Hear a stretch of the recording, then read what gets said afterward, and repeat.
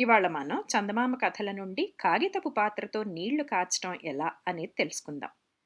మామూలుగా మనం వ్రాసుకునే కాగితంతో ఒక దొప్ప వంటిది తయారు చేసి అందులో లోహ పాత్రలో కాచుకున్నట్టుగానే నీళ్లు పోసి కాగబెట్టవచ్చు. ఇది వినటానికి ఆశ్చర్యం కొలిపేదిగా ఉంది, కానీ దీనిని చేయటం మటుకు ఎంతో సులువు. కాగితంతోటి ఏమిటి, పాత్ర తయారు చేయడం ఏమిటి అనే సమస్య మొదటనే మీకు విడ్డూరం అనిపిస్తుంది. చేయవలసిన విధానం ఇది. మామూలు కాగితం తీసుకుని దానిని ప్రక్క బొమ్మలో చూపిన ప్రకారం చదరంగా కానీ కోలగా కానీ నలుప్రక్కల అడుగున ఆకారం వచ్చేటట్టుగా మడుచు.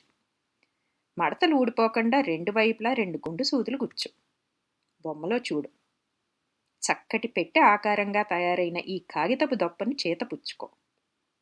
ఇప్పుడు 2 వైపులా ఉండే గుండు సూదులకు 2 దారపు కొసలు మెలిపెట్టి ఈ దొప్పను వేలాడతీయి. లేదా చేతనైతే నీ చెయ్యి కాలకుండా ఉండేటట్టు చూచుకుని పట్టుకుని ఉన్నా సరే.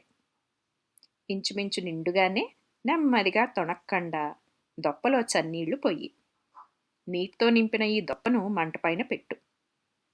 మంట తగలగానే కాగితం అంటుకుని మాడిపోతుందేమో అని నీవు భయపడతావు. కానీ అలాంటి భయం అవసరమే లేదు. కాగితం ఎంత మాత్రం కాలదు. సరికదా, దొప్పలోని నీరు క్రమంగా వేడెక్కి కొద్దిసేపటికల్లా చూస్తూ ఉండగానే సలసలా కాగిపోతుంది. ఇది నీవు చేయటం చూచి నీ స్నేహితులు ఆశ్చర్యంలో మునిగిపోతారు. ఇదండి ఇవాల్టి మన కథనం. మళ్ళీ ఇంకొక కొత్త కథనంతో మీ ముందుంటాం. అంతవరకు సెలవు మరి.